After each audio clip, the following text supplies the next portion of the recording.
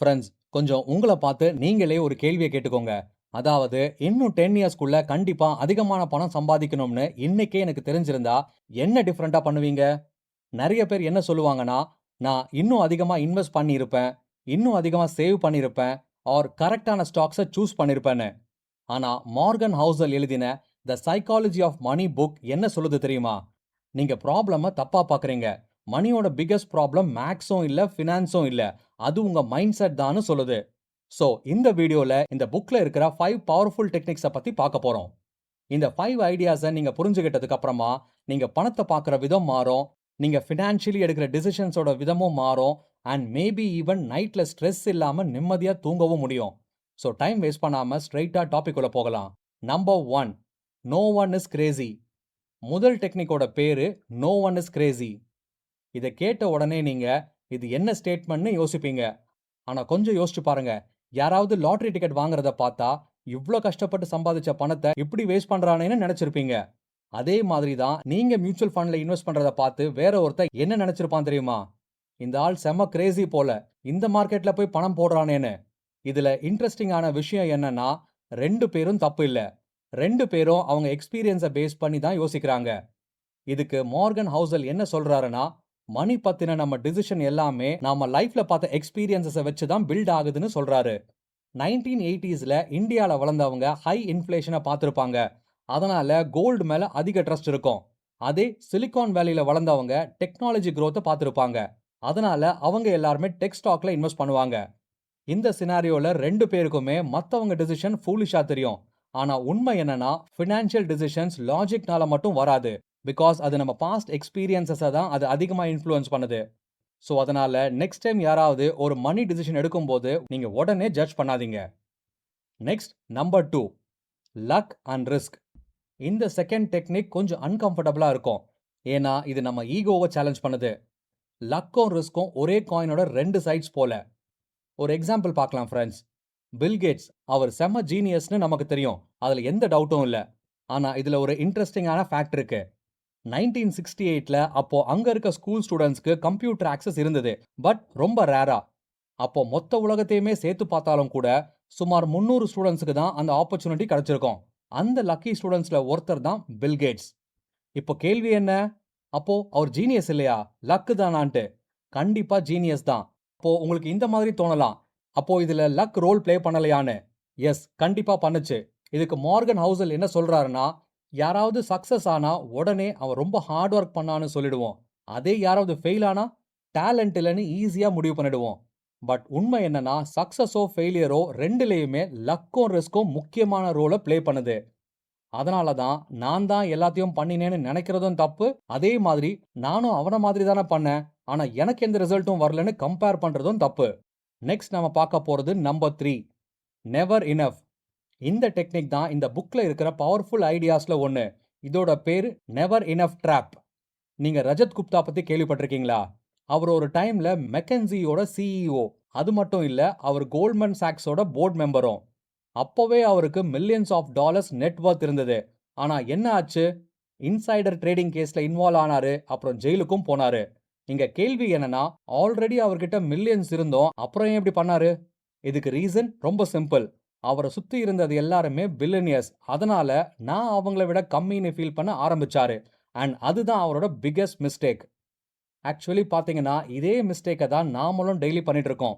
Like புதுசா ஒரு car வாங்குறோம். ஸோ கொஞ்ச நாளைக்கு செம்ம எக்ஸைட்மெண்ட். ஆனா ஒரு சில மாசத்துக்கு அப்புறமா அது நார்மல் ஆயிடுது. அப்புறம் இன்னும் பெரிய கார் வாங்கணும்னு நினைக்கிறோம். அதே போல தான் நமக்கு சேலரி இன்க்ரீஸ் ஆகுது. ஸோ கொஞ்ச நாளைக்கு சந்தோஷம். அப்புறம் அதுவும் நார்மல் தான். மறுபடியும் இன்னும் அதிகம் வேணும்னு ஓடுறோம். இதை தான் மார்கன் ஹவுசல் மூவிங் த கோல் போஸ்ட்னு சொல்றாரு. அது என்னன்னா, ஒரு கோலை அச்சீவ் பண்ற பாயிண்ட்லயே அடுத்த கோல் இன்னும் தூரமா போயிடுதுன்னு. இங்க தப்பான மைண்ட் செட்னா என்ன? இன்னும் கொஞ்சம் பணம் வந்தாதான் நான் ஹாப்பின்னு நினைக்கிறது. அப்போ கரெக்ட் மைண்ட் செட் எது? அதுக்கு ஃபர்ஸ்ட் நீங்க இனஃப்னா என்னன்னு டிஃபைன் பண்ணுங்க. அதுக்கப்புறம் மத்தவங்கள கம்பேர் பண்றதை நிறுத்துங்க. பிகாஸ் இந்த ரேஸ்க்கு எண்டே இல்ல. ஏன்னா யாராவது ஒருத்தர் எப்பவுமே உங்களை விட அதிகமா சம்பாதிச்சுட்டே தான் இருப்பாங்க. அதனால இன்னும் வேணுன்ற ஆசையில ஆல்ரெடி இருக்கிறத ரிஸ்க்ல போடாதீங்க. அப்புறம் கையில இருக்கிறதையும் இழந்துடாதீங்க. ஸோ நீங்க டெய்லி கொஞ்சம் நேரம் எடுத்து உங்ககிட்ட இருக்கிற பிளெஸ்ஸிங்கை அப்ரிஷியேட் பண்ணுங்க. பிகாஸ் ரியல் வெல்த்னா எல்லாத்தையுமே வாங்குறதுன்னு இல்ல, எனக்கு இது போதும்னு நிம்மதியா சொல்ல முடியறது தான். நெக்ஸ்ட் நம்ம பார்க்க போறது நம்பர் 4. காம்பவுண்டிங்கோட உண்மையான பவர். இந்த கான்செப்ட பத்தி ஆல்மோஸ்ட் எல்லாருக்கும் தெரியும். ஆனா எமோஷனலி புரிஞ்சவங்க ரொம்ப கம்மி. அதனால தான் நெறைய பேர் இன்வெஸ்டிங்க நடுவுலயே ஸ்டாப் பண்ணிடுறாங்க. ஒரு எக்ஸாம்பிள் பார்க்கலாம். வாரன் பஃபெட்டோட நெட் வொர்த் இன்னைக்கு $100 பில்லியன் மேல இருக்கும். ஆனா இதுல ரொம்ப ஷாக்கிங் ஃபேக்டர் என்ன தெரியுமா? அவரோட வெல்த்ல பெரிய போர்ஷன் 65 வயசுக்கு அப்புறம் தான் பில்ட் ஆச்சு. ஒரு மனுஷன் சில டெக்கேட்ஸ் வரைக்கும் பேஷன்ஸோட இன்வெஸ்ட் பண்ணினாரு. அது அவருக்கு லேட்டர் டேஸ்ல காம்பவுண்டிங்கோட மேஜிக்க காட்ட ஆரம்பிச்சது.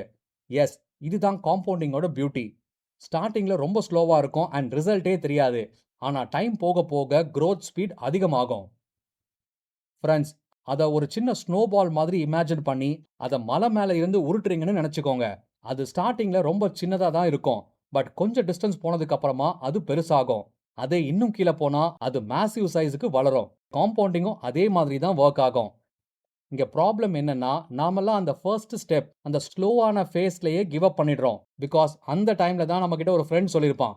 நான் 5 இயர்ஸ் இன்வெஸ்ட் பண்ணினேன். ஆனா ஒண்ணுமே பெருசா நடக்கல. அதான் கேஷ் அவுட் பண்ணிட்டேன்டான்னு சொல்லியிருப்பான். சி, இதுதான் பிக்கெஸ்ட் மிஸ்டேக். ஏன்னா அந்த ஃப்ரெண்ட் காம்பவுண்டிங் ஸ்டார்ட் ஆகுற ஸ்டேஜுக்கு முன்னாடியே வெளியே வந்துட்டாரு. சோ இதுல கரெக்டான அப்ரோச் என்ன தெரியுமா? Time in the market is more than timing the market. அதாவது மார்க்கெட் எப்ப மேல போகும், எப்ப கீழ வரும்னு இத யாராலயுமே கரெக்ட்டாவே பிரெடிக்ட் பண்ண முடியாது. ஈவன் வேர்ல்ட்ல இருக்கிற கிரேட்டஸ்ட் இன்வெஸ்டர்ஸ் கூட கன்சிஸ்டன்ட்டா மார்க்கெட் டைமிங்க பண்ண முடியல. அதனால தான் சொல்றேன் ஃப்ரெண்ட்ஸ், லாங் டெர்ம் மைண்ட் செட்டோட இன்வெஸ்ட் பண்ணுங்க அண்ட் பேஷன்ஸ மெயின்டைன் பண்ணுங்க. ஃபைனலா நம்ம பார்க்க போறது நம்பர் 5. பணக்காரனா ஆகுறது வேற, பணக்காரனாவே இருக்கிறது வேற. இந்த லெசன கம்மியான பேர் தான் புரிஞ்சுக்கிறாங்க. ஆனா உண்மையா பார்த்தா இதுதான் நம்ம ஃபினான்ஷியல் லைஃபோட ரொம்ப முக்கியமான லெசன். பிகாஸ் மணி earn பண்றது ஒரு ஸ்கில்னா, அதை ரீடெயின் பண்றது வேற ஒரு ஸ்கில். ஸோ பணம் சம்பாதிக்கணும்னா கொஞ்சம் போல்டான டிசிஷன்ஸ் எடுக்கணும், ரிஸ்க் எடுக்கணும் அண்ட் கரெக்ட் ஆப்பர்ச்சுனிட்டி வந்தா உடனே யூஸ் பண்ணிக்கணும். But at the same time already சம்பாதிச்ச பணத்தை ப்ரொடெக்ட் பண்ணணும், ஹியூமிலிட்டி வேணும், டிசிப்ளின் வேணும் அண்ட் முக்கியமா இந்த சக்சஸ் பெர்மனன்ட் இல்லைன்னு புரிஞ்சுக்கணும். இப்போ ஒரு எக்ஸாம்பிள் பார்க்கலாம்.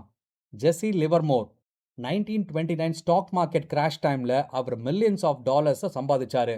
இன்னைக்கு அதோட வேல்யூவை பார்த்தா அது $1.5 பில்லியன் சமம். ஆனா சில வருஷத்துக்குள்ளேயே அவர் அந்த வெல்த்தை மொத்தமா லூஸ் பண்ணிட்டாரு. ஏன்? ஏன்னா அவர் பெரிய ரிஸ்க் எடுக்கிறத நிறுத்தவே இல்லை. ஆனா வாரன் பஃபெட் அப்படி இல்ல. அவர் எப்பவுமே ஒரு ரூலை ஃபாலோ பண்ணுவாரு. அது என்னன்னா, ஃபர்ஸ்ட் சர்வைவ் தென் த்ரைவ். அதாவது முதல்ல கேம்ல சர்வைவ் பண்ணுங்க அண்ட் அப்புறமா growth பத்தி யோசிக்கலாம்னு. இதையே தான் மார்கன் ஹவுசலும் சர்வைவல் ஃபர்ஸ்ட்னு சொல்றாரு. ஃப்ரெண்ட்ஸ், உங்க ஃபினான்ஷியல் லைஃப்ல உங்க பிக்கெஸ்ட் கோல் எப்படி இருக்கணும்னா, மேக்ஸிமம் ரிட்டர்னை earn பண்றதுல மட்டும் இல்லாம அந்த கேமுக்குள்ளேயே இருந்துட்டே இருக்கணும். அண்ட் எஸ் ஃப்ரெண்ட்ஸ், இந்த வீடியோ உங்களுக்கு யூஸ்ஃபுல்லா இருந்தா ஒரு லைக் பண்ணுங்க. அதோட மட்டும் இல்லாம உங்களோட ஃப்ரெண்ட்ஸ் அண்ட் ஃபேமிலியும் கண்டிப்பா பார்க்க இதை ஷேர் பண்ணுங்க. பிஃபோர் தட் கமெண்ட்ல இந்த 5 லெசன்ஸ்ல உங்க லைஃபை அதிகமா மாத்த போற லெசன் எதுன்னு கண்டிப்பா சொல்லுங்க. இன்னும் இந்த மாதிரியான best selling finance books, investing concepts, business ideas, wealth building ஸ்ட்ராட்டஜிஸ்னு எல்லாத்தையுமே சிம்பிளான தங்கிலீஷ்ல தெரிஞ்சுக்கணும்னா நம்ம சேனலை சப்ஸ்கிரைப் பண்ணி லேர்ன் பண்ணுங்க. தேங்க்ஸ் ஃபார் வாட்சிங்.